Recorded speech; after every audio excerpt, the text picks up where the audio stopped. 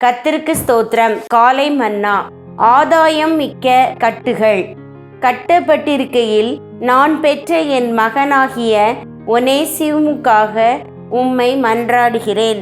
முன்னே அவன் உமக்கு புரோஜனமில்லாதவன், இப்பொழுதோ உமக்கும் எனக்கும் புரோஜனமுள்ளவன். அப்போஸ்தலனாகிய பவுல் ரோமாபுரியில் ஒரு சிறை கைதியாக இருந்தார். பிலோமோன் என்பவரின் அடிமையாயிருந்த ஒனேசிமு தனது எஜமானை கொள்ளையாடிவிட்டு தப்பித்து கொள்ளும்படி ரோமாபுரிக்கு ஓடி போன போது அங்கே பிடிக்கப்பட்டு அப்போஸ்தலனாகிய பவுல் அடைக்கப்பட்டிருந்த அதே சிறையில் அடைக்கப்பட்டான் என்று நம்பப்படுகிறது.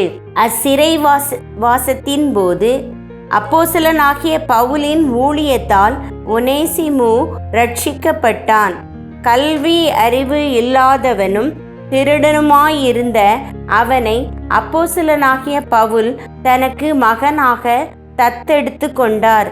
பலவீனரை ஆதாயப்படுத்தி கொள்ளும்படிக்கு பலவீனருக்கு பலவீனனை போலானேன்.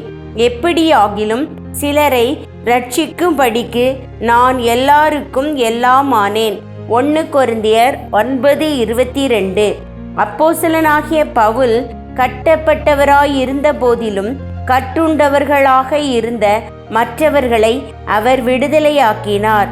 ஒருவேளை எழுத்தின்படி நீங்கள் கட்டுகளிலோ அல்லது சிறையிலோ இல்லாவிடினும் உங்கள் வீட்டில் உங்கள் குடும்பத்தில் நீங்கள் பணிபுரியும் இடத்தில் உள்ள சூழ்நிலை உங்களை கட்டுகளுக்குள் வைத்திருப்பது போல தோன்றக்கூடும்.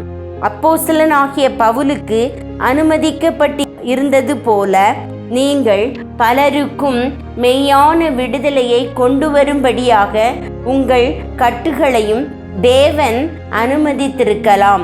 பிலிப்பிய சிறையில் அப்போஸ்தலனாகிய பவுல் அடைக்கப்பட்ட போது சம்பவித்தது யாது என்பது உங்கள் நினைவில் இருக்கிறதா?